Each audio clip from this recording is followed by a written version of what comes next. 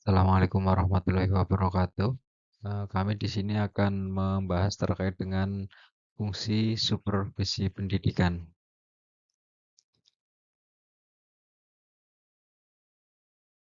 Tujuan pendidikan, dalam hal ini pendidikan nasional adalah mencerdaskan kehidupan bangsa dan mengembangkan manusia seutuhnya, yaitu manusia yang berbudi pekerti luhur, memiliki pengetahuan dan keterampilan, kesehatan jasmani dan rohani, kepribadian yang mantap dan mandiri, serta rasa tanggung jawab kemasyarakatan dan kebangsaan, dan semua itu tentu tidak terlepas dari perencanaan.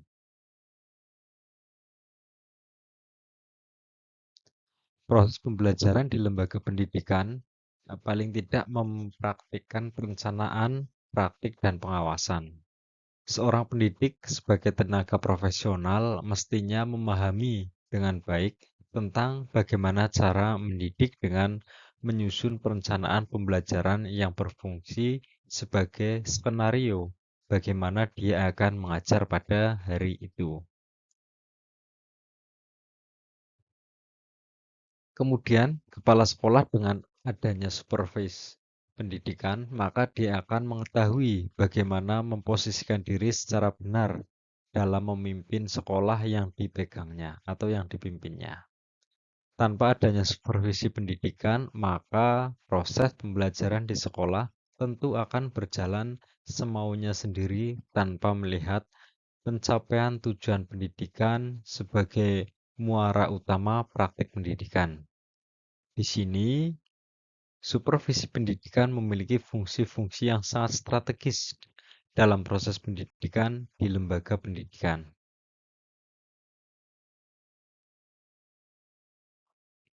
Pada pembahasan ini, pemateri lebih menekankan pada persoalan fungsi supervisi pendidikan.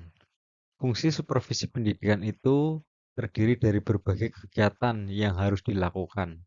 Namun, pada pokoknya, kegiatan ini mencakup 4 hal, yaitu melaksanakan kepemimpinan pendidikan. Kedua, melaksanakan penelitian.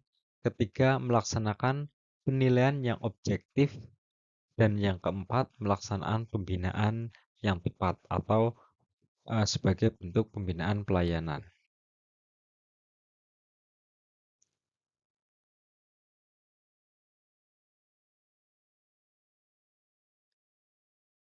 Baik, masuk pada fungsi yang pertama, yaitu melaksanakan kepemimpinan pendidikan.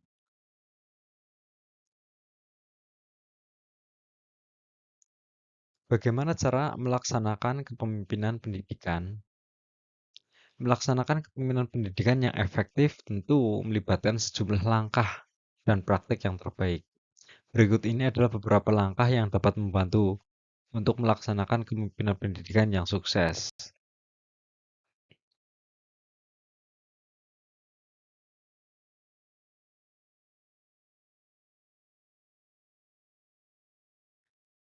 Nah, yang pertama memiliki visi yang jelas. Visi yang jelas ini perlu dimiliki oleh seorang kepala yang mana ini nantinya sebagai target sasaran atau tujuan pembelajaran yang secara besar. Yang kedua, memiliki komunikasi yang efektif. Yang ketiga, memimpin dengan contoh. Kemudian yang keempat, memotivasi dan memberdayakan staf. Dan kelima, mengelola perubahan. Kemudian keenam, membangun hubungan yang kuat. Ketujuh, mengelola konflik. Kedelapan, evaluasi dan perbaikan. Kemudian kesembilan, berfokus pada hasil belajar siswa. Dan yang kesepuluh adalah mengembangkan diri secara tuntas. Nah, itu tadi yang terkait dengan sebuah yang kaitannya fungsi supervisi melalui sebuah kepemimpinan. Berikutnya yang kedua adalah melaksanakan fungsi penelitian. Setelah tadi yang pertama melaksanakan fungsi kepemimpinan dan yang kedua ini yaitu fungsi penelitian. Bagaimana maksud pelaksanaan fungsi penelitian? Supervisi sebagai fungsi penelitian dimaksudkan untuk memperoleh gambaran yang jelas dan objektif tentang situasi pendidikan.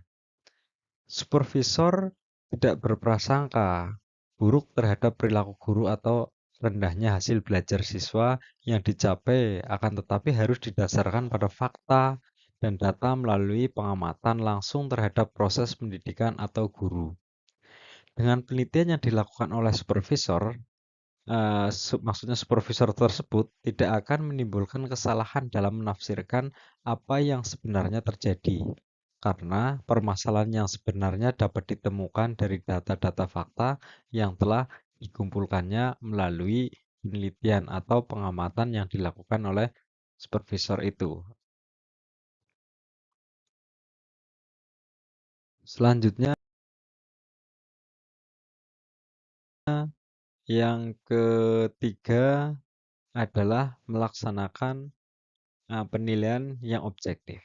Sedikit disinggung oleh pertama, yaitu untuk mendapat penilaian, menemukan sebuah penilaian yang objektif.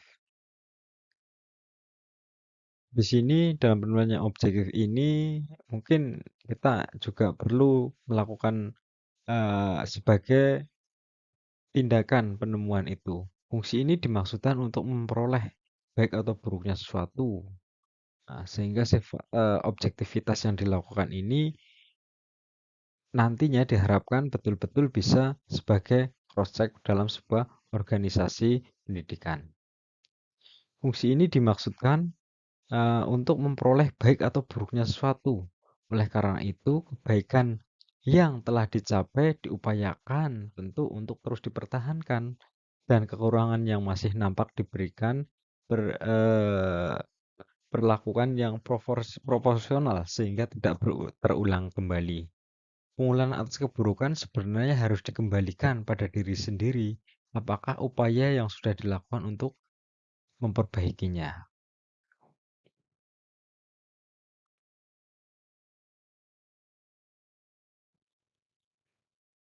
Berikutnya, yang keempat adalah melaksanakan fungsi pembinaan.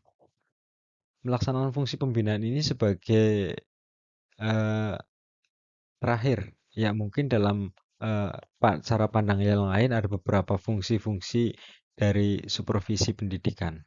Namun ini dalam pembahasan ini kami membahas hanya 4 poin besarnya saja. Dan yang terakhir ini adalah melaksanakan fungsi pembinaan.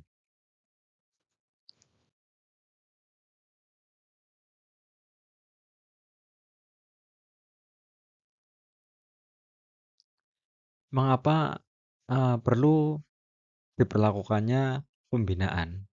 Ini pembinaan yakni kegiatan yang menumbuhkan sikap yang positif pada guru atau orang yang disupervisi, agar mampu menilai diri sendiri dan berusaha memperbaiki atau mengembangkan diri sendiri ke arah terbentuknya keterampilan dan penugasan ilmu pengetahuan yang selalu up to date, aktual, dan sesuai dengan tuntunan masyarakat dan globalisasi. Nah, juga perlu disadari pentingnya pembinaan ini sebagai upaya bahwa uh, leader atau pimpinan dalam sebagai pelaku supervisi pendidikan ini tentu sebagai sebuah tanggung jawab yang tidak bisa disampingkan. Pembinaan oleh seorang pimpinan atau kepala atau ketua ini nanti tentu akan bisa meningkatkan gairah atau pemikiran-pemikiran baru terkait dengan inovasi yang akan digunakan oleh anak buah, dalam hal ini guru, untuk melakukan sebuah temuan-temuan baru yang nantinya bisa atau untuk meningkatkan prestasi di lembaganya. Ya, jadi prestasi di lembaganya ini tentu sumber dari inovasi-inovasi yang dilakukan oleh pendidik. Ya, tentu di situ juga harus mengukur kebutuhan tuntutan masyarakat dan globalisasi seperti apa sehingga inovasi itu tidak mubazir. Artinya apa yang diperankan oleh guru itu betul-betul bisa bermanfaat untuk masyarakat dan juga bisa berlaku secara global. Nah, terima kasih sekian dari kami. Kurang lebihnya mohon maaf apabila ada kekurangan dari pemaparan kami. Mohon bisa memberi masukan. Terima kasih. Wassalamualaikum warahmatullahi wabarakatuh.